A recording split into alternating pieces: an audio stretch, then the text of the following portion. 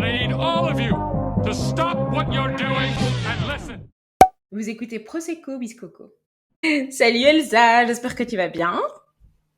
Coucou, je vais très bien, merci. Et toi, comment vas-tu? Eh ben écoute, on est à 2 jours de mon anniversaire. Non, 3. Ouais, 4, je sais plus. Je compte les jours avant mon anniversaire parce que je vais pouvoir le fêter cette année, donc je suis surexcitée. Oui. Je suis surex. Alors, enfin, on fait cette petite interview. Donc pour les gens, j'explique qu'on a reporté ça 3 fois. Parce qu'Elsa est super busy. Donc on en profite aujourd'hui. Non, mais pardon. Non, ce qui est en fait, ce qui est étonnant, c'est que j'ai jamais été aussi moins busy que maintenant, mais que en fait, c'est devenu dans comment expliquer. Avant, je disais oui à tout et je faisais tout et j'ai casé mes journées malgré tout, envers et contre tout. Maintenant, quand en fait, je me rends compte que ça va pas rentrer et que c'est trop une source de stress, je décale. J'ose décaler. Donc voilà, tu fais partie des gens que j'ai décalés. Bon, bien, Mais c'est pour mon bien-être personnel. Mais c'est bien parce que je suis sûre que tu as mis des années à te rendre compte que tu étais méga stressée pour des petites choses qui, en fait, au final, regarde, ça change rien, quoi, tu vois. En plus, aujourd'hui, il fait beau, la lumière, tu vois. Bon, alors, pour commencer, est-ce que tu peux un petit peu me parler de ton enfance, comment, dans quel cadre t'as grandi, etc. Alors, moi, je suis une Hucloise pure et dure. Donc, née à Uccle, grandie à Uccle, je vis toujours à Uccle. Dans une famille... donc, mes parents sont séparés quand j'étais toute petite, j'avais 1 an. Ma maman pensait qu'elle pourrait pas avoir d'enfant et puis finalement, elle a pu m'avoir, etc. Donc, j'ai vécu... une super chouette enfance avec mon papa qui vivait à Paris, enfin qui vivait à Bruxelles et puis qui est parti s'installer à Paris et puis qui est revenu à Bruxelles parce qu'il est toujours journaliste. Et donc j'ai beaucoup été avec ma maman, mais on était vraiment, tu vois, enfin, un binôme, une espèce de lune de miel comme ça, dont tous les enfants rêvent, je pense. Et puis ma maman a rencontré mon beau-père, avec qui elle a eu 2 autres enfants. Donc j'ai 2 demi-frères qui sont mes frères évidemment. Hein, voilà. Je ne les présente jamais comme mes demi-frères. Voilà, j'ai eu une enfance franchement assez cool. Après, comme dans toutes les familles, je pense qu'il y a des complications par moment, etc. Mais franchement, j'ai été aimée, j'ai été entourée, voilà. Je pense que c'est seulement maintenant, en tant qu'adulte et après des thérapies, du travail sur moi-même, etc., que je me rends compte à quel point des petits événements qui se passent dans ta petite enfance, qui sont absolument pas de la violence directe dirigée contre toi ou en tout cas intentionnelle, etc., peuvent en fait agir sur toi en tant qu'adulte et rester présent et être responsable de beaucoup de problèmes ou d'angoisses que tu as en tant qu'adulte. Mais en tout cas, c'est absolument aucun geste ou aucun comportement volontaire de la part de mes parents. Voilà, en fait, je pense que quand on est petit, on ressent tout. Et donc, une séparation, même si c'est une séparation à l'amiable, ou en tout cas où les deux parties sont d'accord, ben, en fait, il y a un changement dans ton quotidien qui fait que t'as plus ton papa et ta maman tous les jours, etc., etc. Et en fait, voilà. Peut-être que je suis très, très sensible, mais en tout cas, je me suis rendu compte après, en réfléchissant, en travaillant un peu sur moi, que toutes ces séparations, tous ces changements, en fait, de quotidien ont eu des influences sur moi à un petit ou grand degré, on va dire. Voilà. En bref. Et quel type d'ado est-ce que quel type d'ado est-ce que tu étais? J'ai fait une très grosse crise d'adolescence. J'étais, en fait, oui, j'étais rebelle, un peu, tu vois, un peu rebelle, chiante, conne, vraiment discuter pour discuter, faire la maline, enfin vraiment la totale, quoi. Tu vois, l'ado typique qui est envie de foutre des gifles, ta petite cousine, toi, qui fait trop la maline, qui répond à ses parents, etc. Alors que, en fait, j'avais quand même pas mal de liberté de mouvement, de tout. Mes parents m'ont laissé faire mes expériences, entre guillemets, sans trop me serrer la vis, on va dire, etc. Donc j'étais assez libre à ce niveau-là. Mais bon, je testais les limites à fond, quoi. Les limites de tout le monde, les limites de l'école, les limites de tout, en fait. Mes limites à moi aussi. Donc j'étais très, très chiante. Après, je suis balance. Je sais pas si ça a eu... Mais tout me semblait injuste à l'adolescence. Donc, je me disputais avec mes profs, on rentrait dans des grands débats, etc., etc. Donc, les profs m'aimaient bien quand même, tu vois, parce que j'étais pas conne, j'étais intelligente, mais j'étais chiante, quoi. Donc voilà. Ouais, oui, j'étais casse-couille, je rentrais pas quand il fallait rentrer, j'éteignais mon téléphone, je traînais un peu dehors trop tard, etc. Mais j'ai des bonnes valeurs, j'ai été très bien élevée, donc j'ai jamais vraiment fait de conneries ou j'ai jamais dépassé les limites tu vois, les vraies limites, quoi.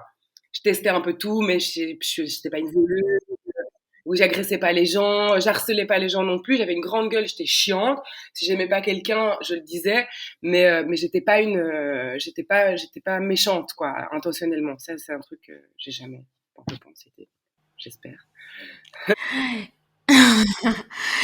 Comment t'imaginais ta vie d'adulte, genre de trentenaire plus, euh, quand t'étais jeune? Enfin, quand je dis quand t'étais jeune, c'est genre, je sais pas, moi, quand t'avais genre 7-8 ans, comment tu t'imaginais, genre? Bah, comme un peu malheureusement toutes les petites filles de ma génération et de beaucoup de générations qui suivent et encore maintenant, mais c'est en train de changer.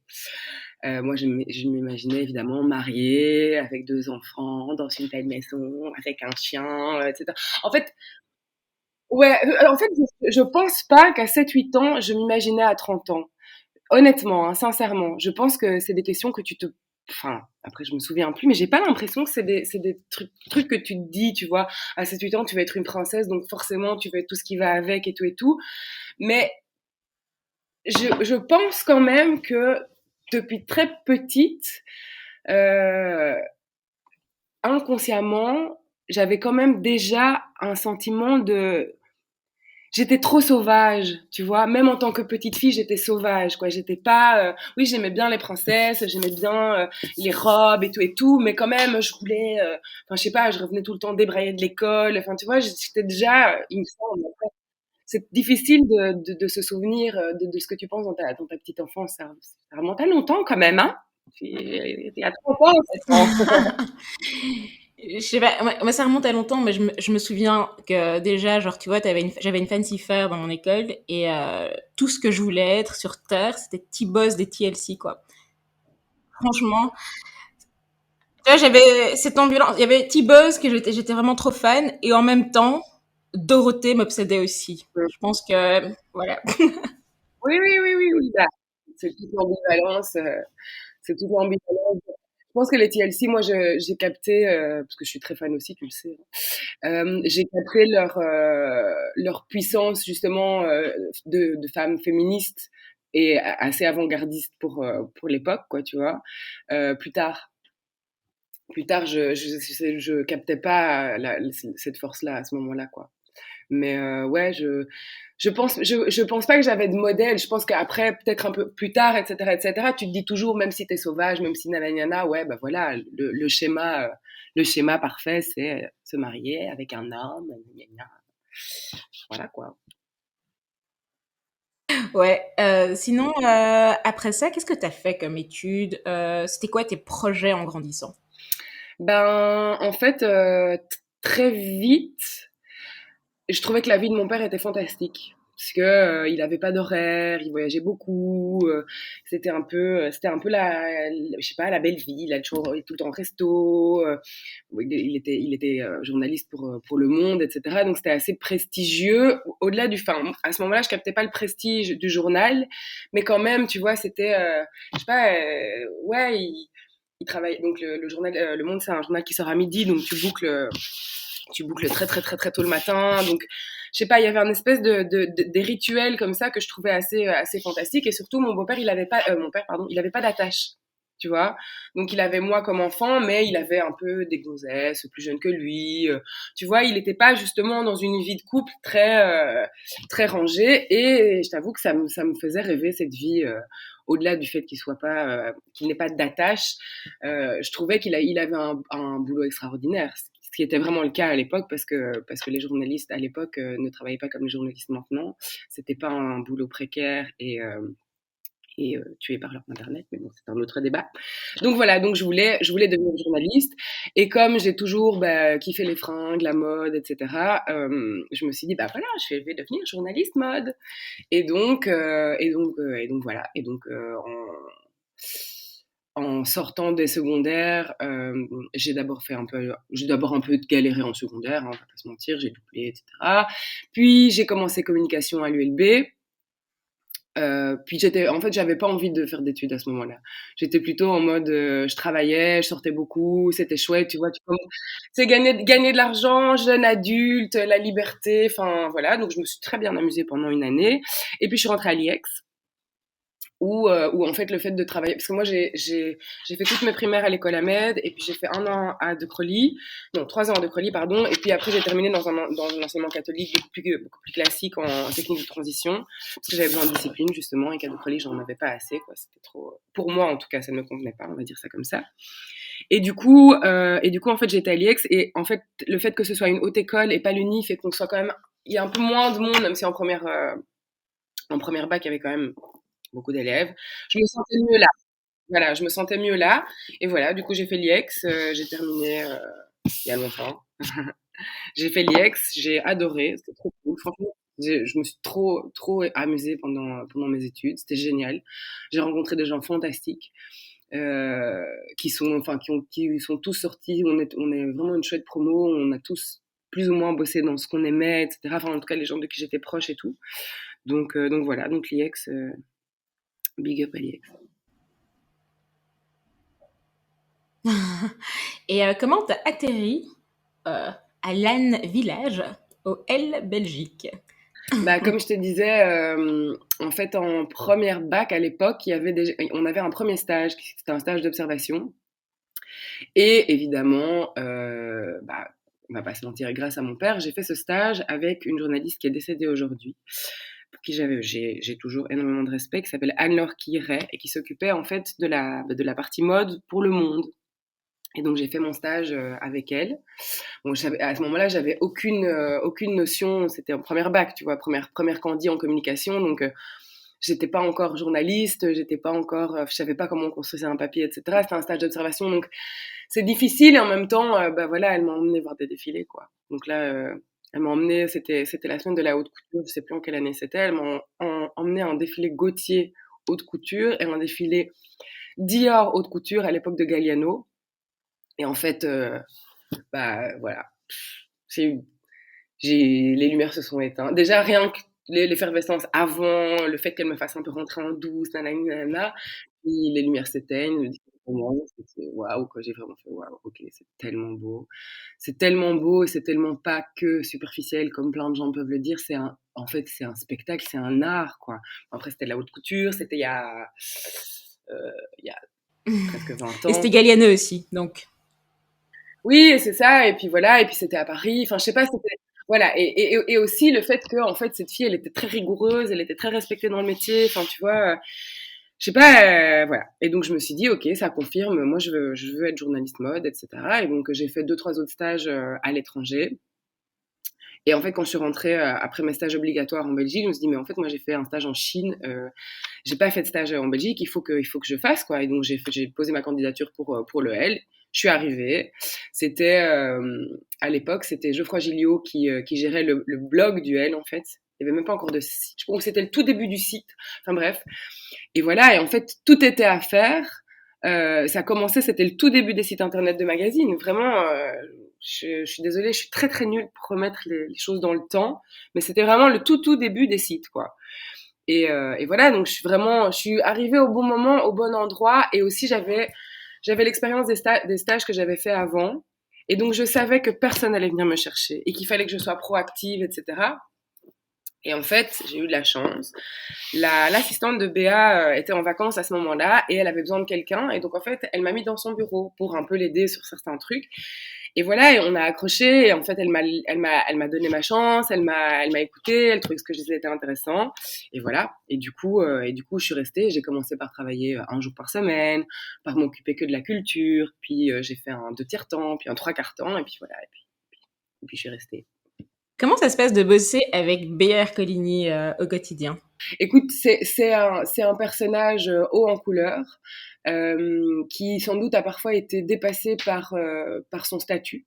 Parce que faut être clair que quand tu es rédactrice en chef d'un magazine comme le L, tu as accès à des avantages. Voilà, c'est un milieu où les gens clairement te lèche le cul et que voilà, t'as accès à des privilèges, des choses, etc. Et donc je pense que c'est pas facile de garder la tête froide et la tête sur les épaules, surtout que, encore une fois, on parle d'une autre époque. On parle d'une époque où même un petit magazine comme l'Oeil Belgique, on te flyait en première, où t'allais dans des beaux hôtels pendant les Fashion Week, où tu recevais des cadeaux à longueur de journée, etc., etc. Donc voilà, c'est le journalisme de mode ou la presse féminine, magazine, etc.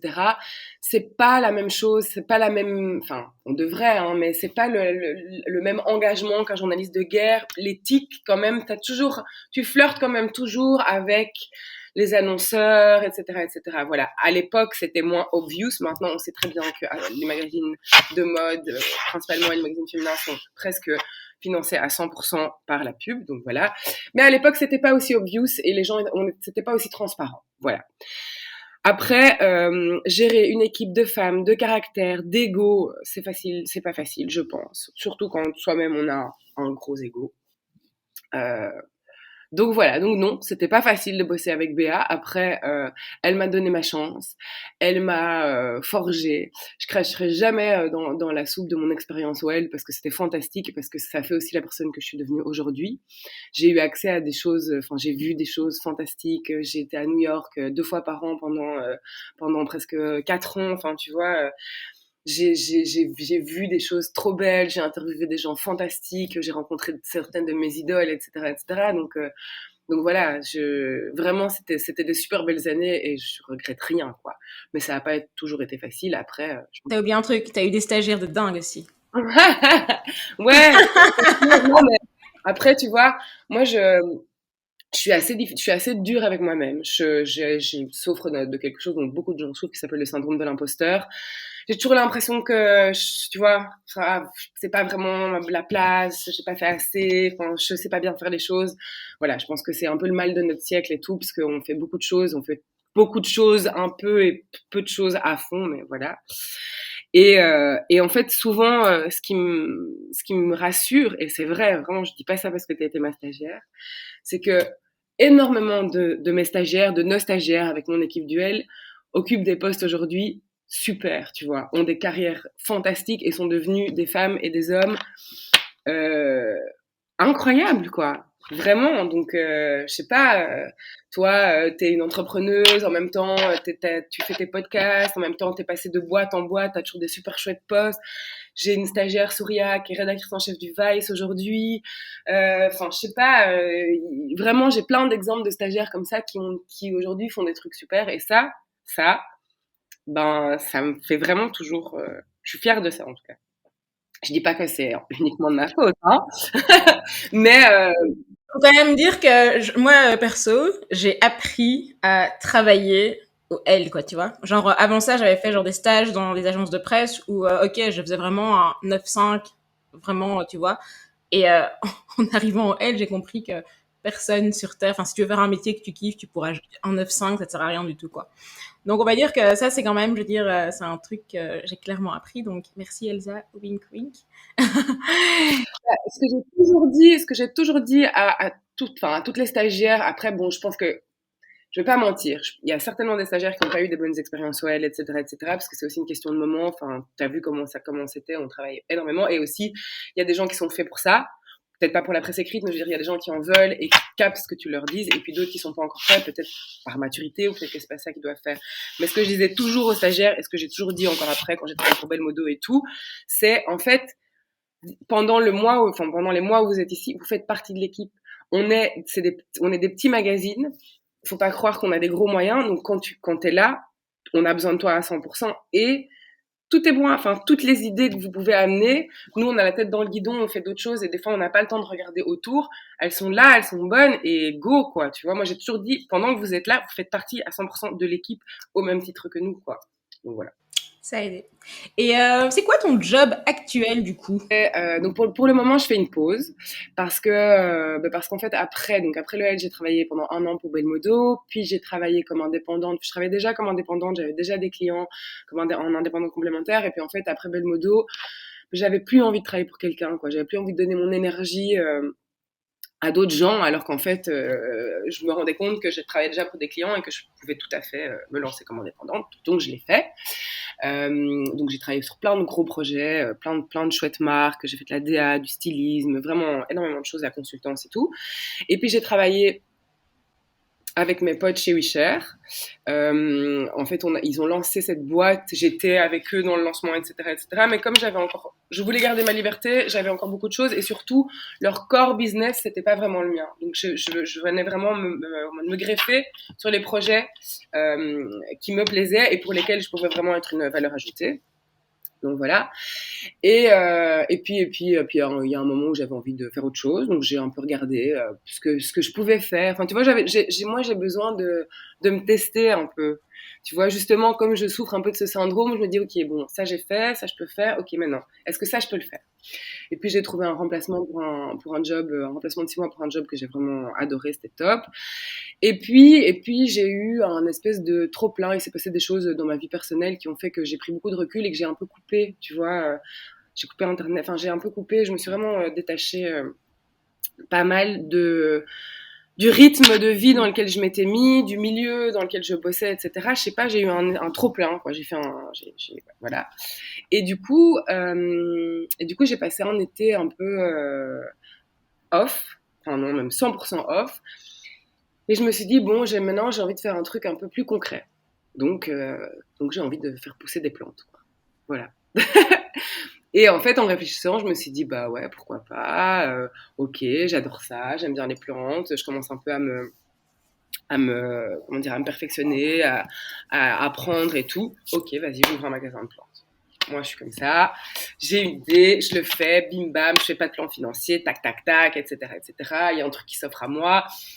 Normalement, je gardais, si tu veux, un autre job de freelance 3 jours par semaine et j'ouvrais les autres jours le magasin de plantes et tout allait bien. J'étais très bien payée de l'autre côté. Donc, voilà. Sauf que, en fait, il y a eu Corona, lockdown, etc. Et donc, ça s'est pas passé comme je voulais. Le job que j'avais à côté, bah, comme j'étais en freelance et que c'était un magasin et que c'était faire de la prod, etc. pour un shop, bah, ça s'est arrêté.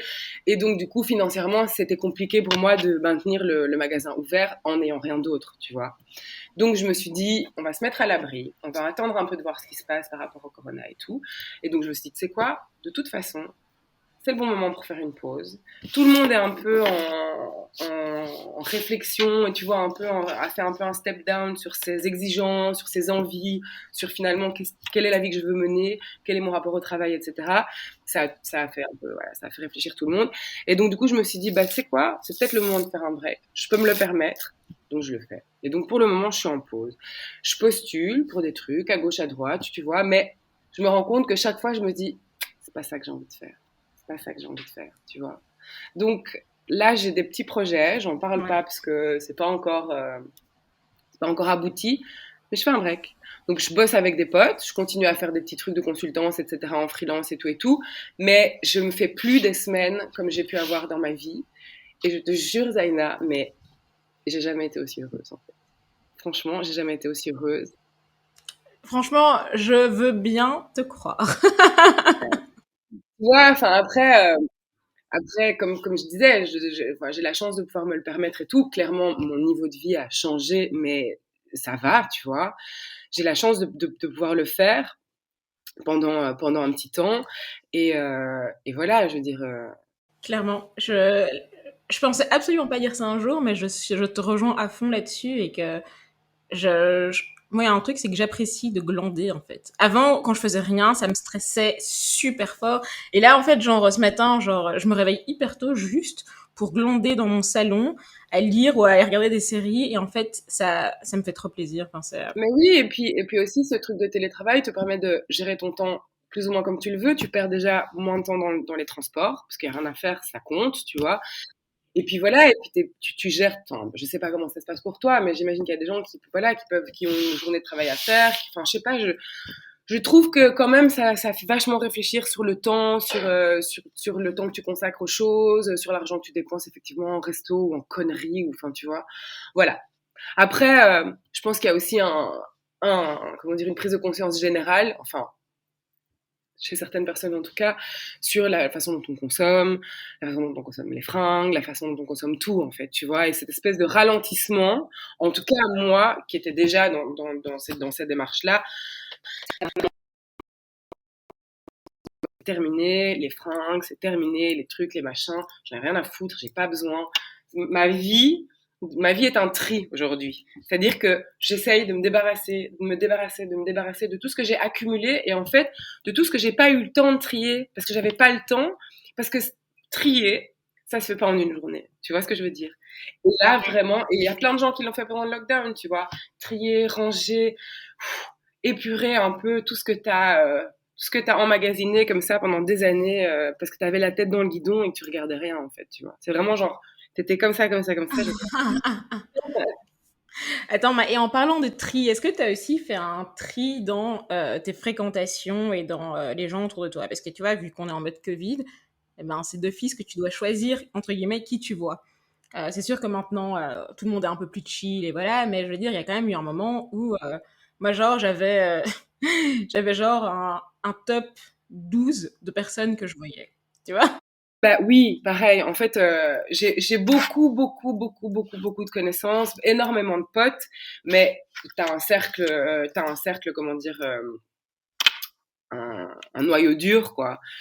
Et donc oui, j'ai vu mes copines très très proches, principalement. J'ai passé enfin, le plus de temps avec certaines personnes et surtout principalement avec des personnes qui n'avaient pas autour d'elles des personnes à risque, tu vois. C'est clair que j'ai des amis qui ont des mamans ou des papas qui sont un peu plus fragiles, etc. Bah, ces personnes-là, je les ai pas vues. Après, on s'appelait, on se faisait des zooms, on se faisait des trucs, des apéros zooms, etc., comme tout le monde. Mais oui, oui, j'ai principalement vu les mêmes personnes pendant toute une période qui sont en fait plus ou moins les mêmes que je vois encore maintenant. Ouais. Et en parlant de relations humaines, raconte un petit peu, c'est quoi ta situation amoureuse actuelle? Mon sujet préféré au monde. Écoute, je suis célibataire depuis le dernier lockdown en fait. Donc ça fait plus d'un an. Enfin bref, ouais, plus ou moins un an. Après, moi j'ai une vie sentimentale. Enfin, je sais pas si elle est plus compliquée qu'une autre en fait. J'en sais rien. Comparé à quoi? Comparé à qui? Ouais, c'est ça en fait. Ouais, c'est ça. Vraiment. J'ai eu des amoureux, des histoires d'amour quand j'étais plus jeune. Donc vraiment des vraies histoires d'amour. J'étais en couple avec. J'ai enchaîné comme ça des grosses histoires d'amour. C'était toujours 2 ans, 2 ans, 2 ans, 2 ans. Et puis après l'une des dernières, bah, je suis restée célibataire un petit temps. Et puis j'ai rencontré le père de mon fils en fait. Et donc j'ai eu un enfant. Et donc mon statut a été différent. Ça, si tu veux, ça a été. Je suis passée de célibataire puis en couple puis maman célibataire. Et c'est pas la même chose en fait, tu vois, parce que voilà, je dis pas hein, que ça empêche de rencontrer des hommes, etc. Mais c'est quand même différent, c'est quand même moins libre et tout. Et surtout, bah voilà, enfin je veux dire, j'étais quand même dans une relation compliquée avec le père de mon fils et tout pendant très longtemps. Et en fait, je me suis rendu compte il y a très peu de temps, vraiment très très peu de temps, que j'ai eu des histoires, des aventures, etc. Pendant maintenant presque mon fils a 10 ans, donc pendant toutes ces années-là. Et je me suis rendu compte en fait il y a pas très longtemps mais qu'en fait j'étais pas du tout prête à rencontrer quelqu'un. J'étais pas assez bien, si tu veux, avec moi-même. J'avais encore plein de trucs à régler, plein de choses à comprendre, que pour en fait me mettre avec un chouette mec ou en tout cas être capable, tu vois, de vivre enfin d'être dans une relation un peu comment dire, épanouie, épanouissante et comment dire, et chouette quoi, cool, tu vois. J'ai tendance à me mettre dans des relations compliquées où soit je me mettais avec quelqu'un qui maltraitait, soit moi je maltraitais quelqu'un, tu vois, donc un peu un schéma classique de merde en fait. Mais c'est juste, enfin vraiment sincèrement, maintenant je le pense et j'en suis persuadée. Moi, il y avait des choses il y avait enfin, je sais pas, des souffrances, des tristesses, des trucs que j'avais pas réglés, que je suis en train de régler et qui font qu'aujourd'hui, tu vois, je suis beaucoup plus apaisée par le fait d'être célibataire et par le fait de comprendre en fait pourquoi ça n'a pas marché avec un tel, pourquoi ça a marché avec un tel, etc., etc. Je dis pas que je suis la seule responsable, hein. Il y a des histoires où, voilà, je veux dire, mais j'étais pas prête pour être dans quelque chose de sain, en fait, tu vois. Voilà, j'étais pas prête Ouais. pour être dans quelque chose de sain. Je pense que j'étais aussi dans une espèce de course, tu vois, avec ma carrière, plus de temps en temps à mixer le soir, je sortais beaucoup, j'ai quand même des problèmes d'addiction, etc., etc., tu vois, donc voilà, donc toute cette espèce donc il y a eu des décès, en fait, il y a eu 2 décès dans ma famille et dans mon entourage proche qui sont arrivés juste au moment où je vivais un chagrin d'amour, tu vois, et où j'étais vraiment très super fort dans mes sentiments comme ça, parce que c'était un chagrin d'amour avec quelqu'un avec qui j'ai pas eu une histoire d'amour ou une relation sérieuse, mais quelqu'un qui m'a fait un peu sortir de mes schémas classiques, tu vois, donc il m'a fait me poser beaucoup de questions sur c'est quoi aimer, c'est quoi être en couple, tu vois, parce qu'on a tendance à vouloir posséder les autres, tu vois ce que je veux dire, quand t'es avec quelqu'un, tu veux qu'ils soient à toi, comme ça, etc. Donc, tu sais, qui m'a fait beaucoup réfléchir Tout sur à le fait. couple et tout. Et puis, il y a eu ces 2 décès qui ont fait que je me suis rapprochée aussi de gens de ma famille et de mon entourage proche avec qui c'était très compliqué. Enfin, donc,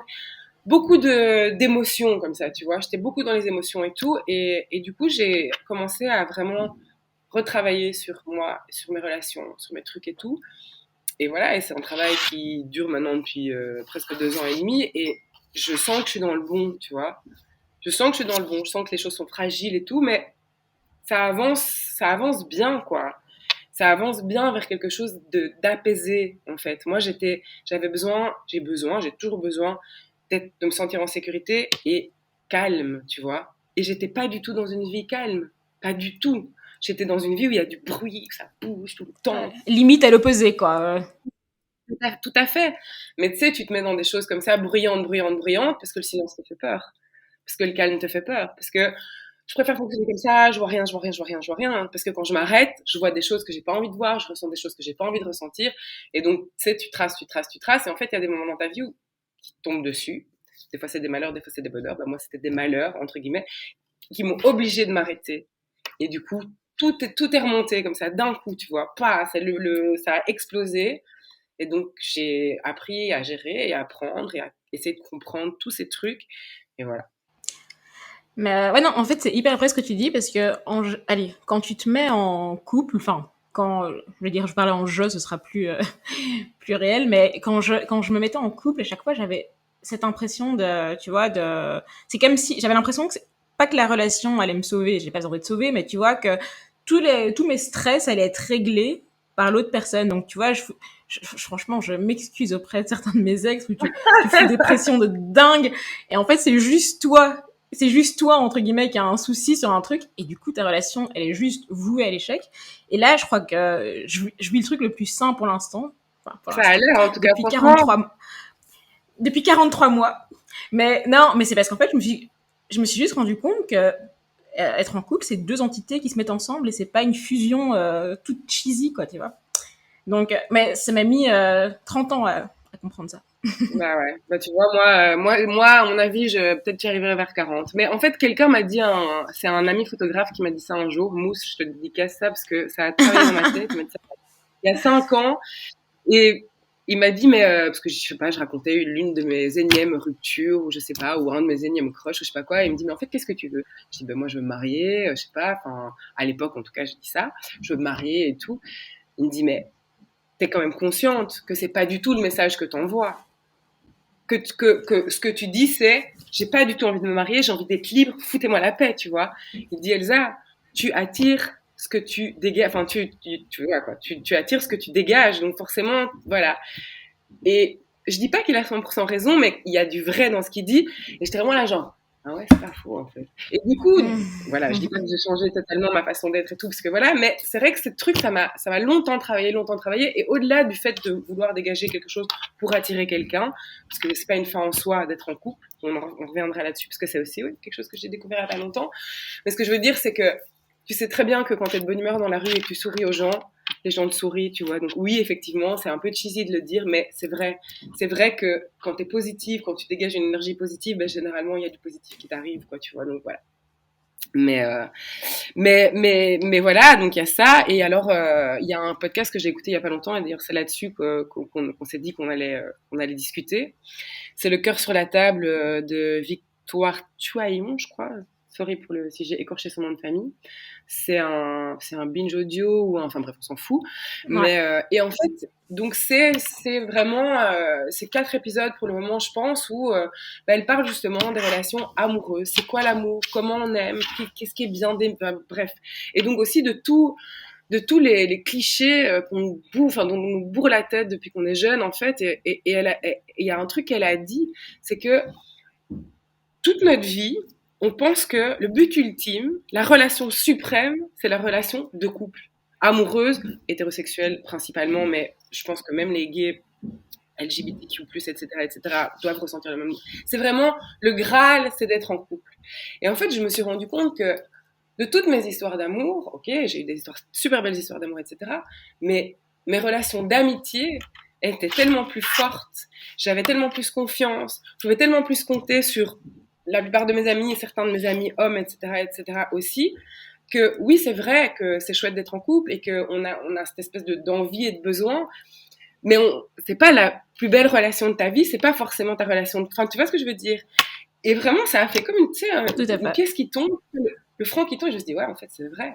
C'est vrai. Oui, il y a des moments où je me sens seule et où j'aimerais bien avoir un homme dans ma vie, mais déjà, est-ce que j'ai envie d'une relation de couple normale? Est-ce que je me sentirais pas enfermée comme j'ai toujours eu l'habitude? Attends, c'est quoi normal déjà? Oui, oui, mais il n'y a pas, évidemment, il n'y a pas de... Mais non, tu sais ce que j'entends par normal, c'est-à-dire la relation de couple idéale, on se marie, on achète une maison, on fait des enfants, nanana, chose que je ne dénigre pas du tout, mais j'ai toujours été, depuis que je suis toute petite, et en fait c'est ça, j'ai toujours été en fait, trouvé la vie de mon père fantastique, tu vois, célibataire endurci, libre, libre, libre, et d'un côté ma mère qui s'est mariée avec un homme avec qui ça a été dur, mais tu vois, qui est très, très carré, etc. Donc moi j'étais vraiment comme ça.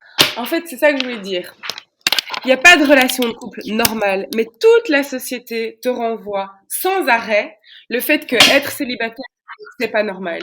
Et le fait aussi que, justement, y arriver, c'est être en couple, c'est, tu vois, voilà. Donc oui, même si t'es fort, même si en fait, voilà, il faut s'accrocher, quoi, tu vois. Et donc, et même les gens autour de toi, sans s'en rendre compte, tu vois, alors, t'as rencontré quelqu'un, nanana, ben voilà. Et en fait, là, ouais, je te jure, ça a fait ting ting dans ma tête. Je me suis dit, mais putain, c'est tellement vrai ce qu'elle dit, quoi. C'est tellement vrai. Et en fait, ouais, je me sens bien comme ça, quoi, tu vois. Comment tu réagis justement quand les gens, les amis et tout, te disent ah ils racontent ta vie, est-ce que t'as rencontré quelqu'un? Parce que je veux dire, moi je suis hyper cheesy donc j'aime genre mes potes célibataires, chaque fois que je suis là raconte et tout genre tu vois, je vis leur histoire à leur place limite tu vois. Alors que voilà. Mais comment les gens, c'est quoi les trucs les plus fous qu'on te demande tu vois? Mais rien, parce qu'en vrai, enfin, je dirais, maintenant, les gens qui sont proches de moi me connaissent, tu vois, et ça fait longtemps que je suis célibataire, et surtout, pour le moment, il se passe absolument rien dans ma vie sentimentale, mais aussi, je serais incapable, pour le moment, vu les démarches enfin, tu vois, que j'entreprends sur moi, etc., vu la montagne de boulot que j'ai avec moi-même, ça m'intéresse pas. Enfin, je sais pas comment t'expliquer. Donc oui, j'ai des manques d'affection, de toucher que je peux retrouver chez des copines, prendre mes copines dans les bras, tu vois, etc., venant de la part d'un homme, parce que moi je suis hétéro. Mais en fait, les gens, je crois qu'ils ont abandonné avec moi.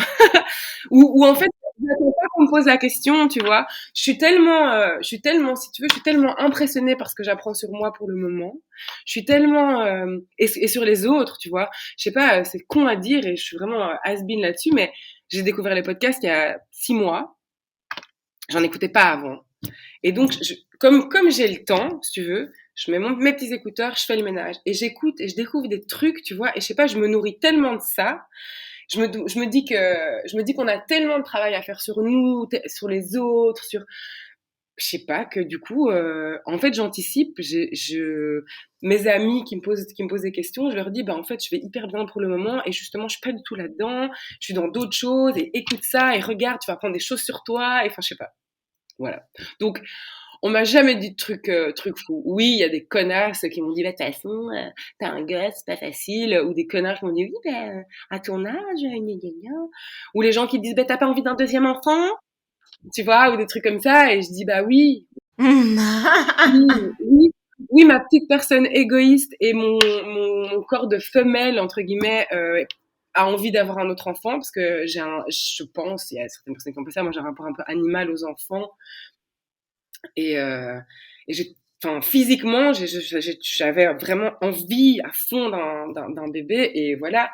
Mais je t'avoue que vu la situation, vu le monde dans lequel on vit et tout, voilà, je me dis, est-ce que je ferai un autre enfant? Est-ce que je mettrai un deuxième enfant au monde? I don't know. We'll see. Aujourd'hui, je suis enfin capable de dire I won't settle for less. Tu vois? Donc ça veut dire que si c'est pas bien, si je me sens pas bien, j'irai pas.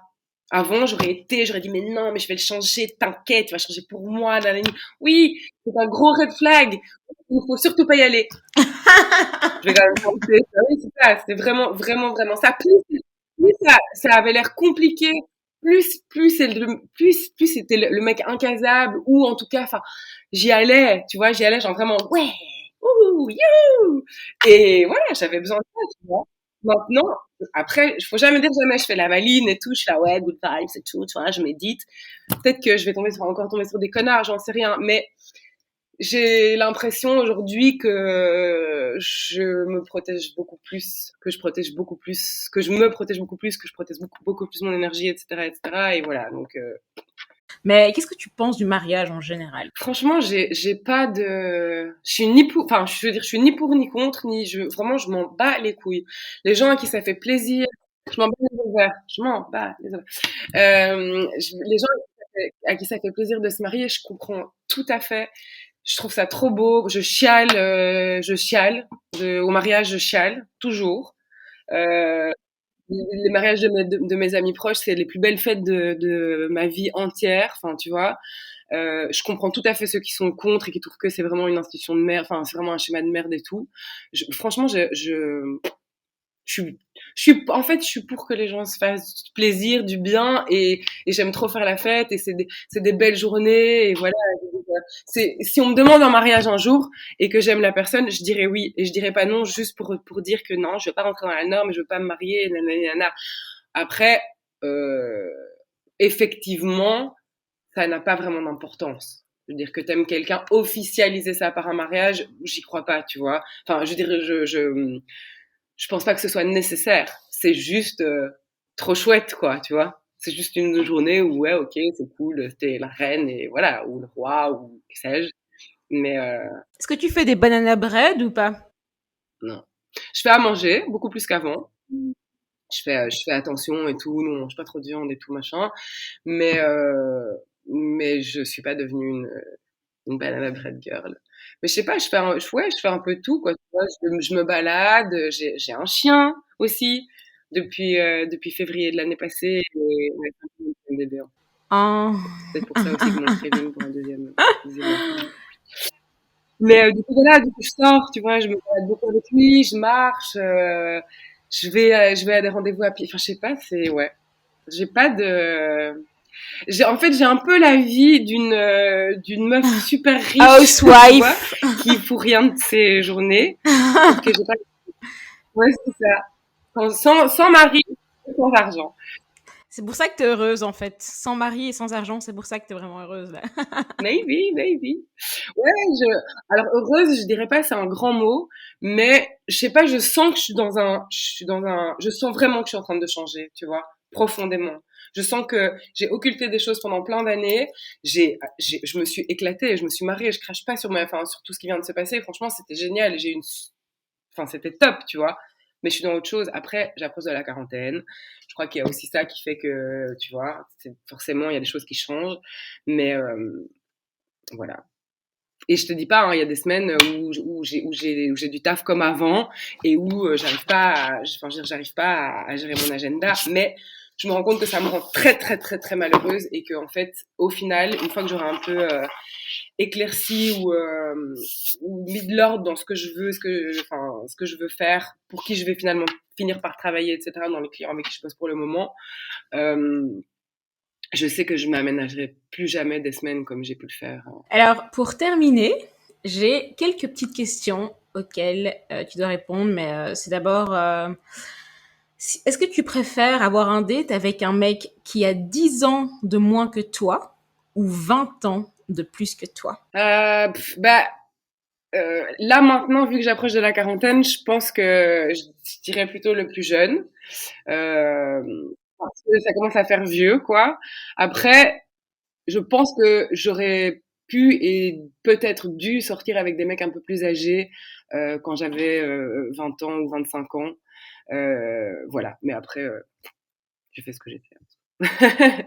Si tu dois choisir maintenant entre deux mecs, ok, il y en a un qui est mort, mais on va dire qu'il est encore vivant, ça va? Soit t'es en couple maintenant avec Tupac ou alors avec Drake. Tupac. Tupac était un bad boy, mais surtout, c'est une autre époque. Et c'est quelqu'un de vrai. Tu vois ce que je veux dire? Alors, avec les bons et les mauvais côtés, hein. DMX vient de décéder. Moi, je suis fan devant l'éternel. C'est mon rappeur préféré. Et déjà, il me fait penser à plein de gens autour de moi. Et voilà, il a fait des trucs moches. Il a fait des trucs moches en tant que père. Il a fait des trucs moches en tant qu'homme par rapport à certaines femmes, etc., etc. Mais il pouvait pas lutter contre qui il était, tu vois. Même si c'était une star, etc., etc. Quand t'es vrai comme ça, c'est plus fort que toi, quoi. Et Tupac, il se ressemble là-dessus. Voilà. Et Tupac, c'était quelqu'un d'extrêmement intelligent aussi, tu vois. Avant d'être un rappeur, etc. C'est un putain de poète, mais un mec engagé. Voilà, Drake, il est talentueux, je dis pas, mais à part pas sûr qu'il y ait grand chose qui l'intéresse, quoi. Alors, je vais te citer des couples et tu vas me dire pour toi, lequel de ces couples, c'est les couples les plus mythiques. Alors, Tony Montana et Elvira, Aaliyah et R. Kelly, Puff Daddy et J-Lo, ou Britney et Justin Timberlake. C'est quoi, genre, le couple mythique? Je vais dire Tony Montana et Elvira parce que c'est un couple fictif et qu'en fait, oui, tous les autres couples que tu as cités sont des couples iconiques entre guillemets, mais je pense qu'il n'y a aucune relation très heureuse et très saine dans tous les couples que tu viens de citer. Tu vois ce que je veux dire? Britney et Justin, voilà, hein. Team Britney à fond. C'est un en fait, hein. Justine, on s'en est rendu compte, puis tout ce qui se passe avec Janet aussi. Bref, t'as dit Kido, t'as dit Gilo et puis Didi. On sait pas grand chose, mais je pense que il y a un truc de mentor, tu vois, et je fais de toi la personne que tu es, etc. Après, je ne connais pas les détails de leur vie privée, mais voilà, même si évidemment que c'est iconique. Et t'as dit Kido et Alia R. Kelly, bah allô quoi. Enfin, je sais pas, R. Kelly. J'adore sa musique, j'ai saigné ses albums à fond, mais j'arrive plus, quoi. J'arrive plus à écouter un son d'R. Kelly, j'ai vraiment du mal, quoi. Tu sais que j'ai regardé ces épisodes là de R. Kelly, des meufs qui. Et en fait, quand j'ai commencé, je te jure que quand j'ai commencé, et c'est honteux de le dire, hein, mais quand j'ai commencé, j'ai dit à mon mec, putain, mais deux fils que les meufs, elles mentent, quoi, tu vois. Arrête. Et en fait, quand j'ai terminé. Ah oui, non, si, je me suis dit ça en commençant. Et en fait, quand j'ai terminé, j'avais une boule au ventre et j'étais là. T'es ce genre de meuf qui pense que les meufs mentent parce que c'est une grosse star, quoi. Et j'ai terminé ce truc et j'étais juste, genre, dégoûtée, genre, je tombais, quoi, tu vois. Non, mais le truc, ce qui est horrible, tu vois, c'est que, et c'est ça qui se passe pour le moment, c'est aussi pour ça, tu vois, que c'est un peu dur aujourd'hui. Je sais pas, c'est dur avec les hommes quand même, tu vois, c'est compliqué, quoi, tout ce qui sort, toutes les histoires, tous les trucs d'harcèlement, depuis MeToo, en fait, j'ai oublié d'en parler quand on en parlait, mais il y a quand même tellement de choses qui remontent à la surface, tellement de choses qui te sont arrivées, etc. C'est dur, je trouve que les relations hommes-femmes, vraiment, ça en prend un coup. Enfin, moi, j'ai bossé pour quelqu'un qui était très féministe et très engagé dans le féminisme, alors dans un certain féminisme, évidemment. Voilà, mais quand même. Et je sais pas, ça me parlait pas, ça me touchait pas, je comprends pas. Alors que maintenant, je suis la chieuse de la famille qui à table ne laisse rien passer, que ce soit le féminisme, le racisme, etc., le classe, mais il y a rien qui passe, quoi. Et on s'engueule beaucoup, et je m'engueule beaucoup avec des gens de mon entourage, amis, famille, etc., parce que en fait, non, stop, fini. Donc, Et quoi, et du coup, les dîners de famille avec toi maintenant, c'est, tu vois, le truc très malaisant, ou dîner de famille ou avec des amis ou des gens que tu rencontres, où t'as des sujets qui sont abordés et que, tu vois, t'es juste là.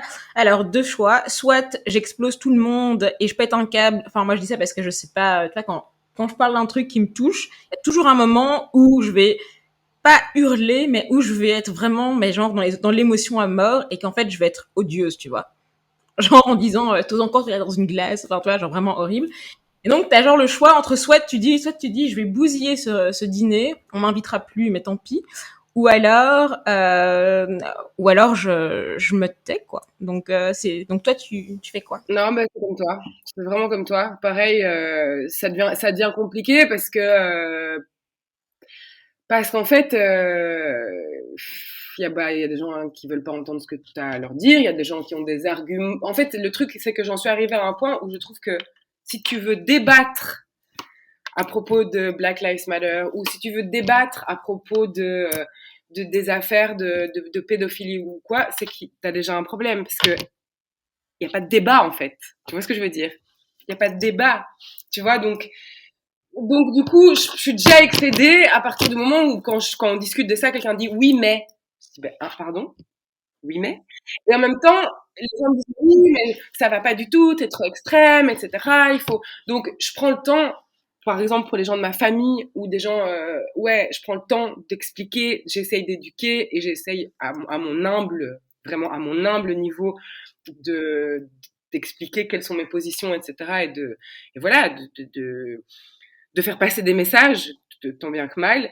Mais c'est clair qu'il y a des gens avec qui, bah voilà, je peux plus discuter et il y a vraiment des gens, après ça reste des gens, tu sais, des amis Facebook ou quoi, ou après les manifestations en Belgique ou certains trucs, ou certains événements d'actualité, etc., où c'est tout, c'est delete, bye bye, au revoir, et je te croise dans la rue, je te dis pas bonjour, quoi. Et voilà, mais bon, c'est rien, évidemment, à mon niveau, mais je m'emballe, comme toi. Et en fait, je me rends compte que j'arrive plus à laisser passer les choses, quoi. Tu vois, avant, tu sais, c'est pas que je laissais passer les choses, c'est que je m'énervais sans doute moins, maintenant ça passe plus. C'est fini. Je suis très en colère, en fait. Il y a aussi toute une série de débats auxquels je ne suis pas confrontée personnellement. Ça veut dire que si on parle de Black Lives Matter ou si on parle de racisme, etc., je vais évidemment m'engueuler, nanani, nanana, nanana, mais je vais pas le vivre de la même façon que toi. Tu vois ce que je veux dire? Donc, émotionnellement, c'est pas la même chose non plus. Donc, je comprends que tu es la flemme et que tu dis, tu sais quoi, va t'éduquer tout seul, connard. Bon, et pour terminer, c'est vraiment ma dernière question, parce que je pourrais parler avec toi pendant 2 heures, c'est qu'est-ce que tu donnerais comme conseil à genre Elsa qui a 25 ans? Tu donnerais quoi comme conseil par rapport à la suite? Je lui dirais de poser ses limites, clairement, et de se protéger, vraiment, de se protéger, en fait, j'ai voulu tout faire parce que tout s'offrait à moi, tu vois ce que je veux dire? Et je l'ai fait. Et il y a eu des trucs géniaux, pardon, et il y a eu des trucs durs, tu vois. Mais aujourd'hui, je lui dirais vraiment, fais un step back, tu vois. Tourne ta langue cette fois dans ta bouche, prends une minute pour réfléchir et protège-toi. Et c'est pas protège-toi des hommes ou tu vois, mais protège ton énergie, protège tu vois, ton petit espace là, c'est petit hein, l'espace personnel que le monde t'offre, tu vois. Ben protège-le, c'est précieux, vraiment c'est précieux quoi. Merci beaucoup. En tout cas, c'était. Je pense que je me force à couper, mais en soi, on pourrait continuer pendant 1 heure, je crois. Merci à toi. That doesn't make sense. Merci d'avoir écouté ce premier épisode de la saison 2 de Prosecco with Coco. En attendant l'épisode suivant, n'hésitez pas à partager avec moi votre ressenti ou simplement votre vision du couple. Et surtout, likez, partagez et abonnez-vous à Prosecco with Coco sur toutes les plateformes. À très bientôt!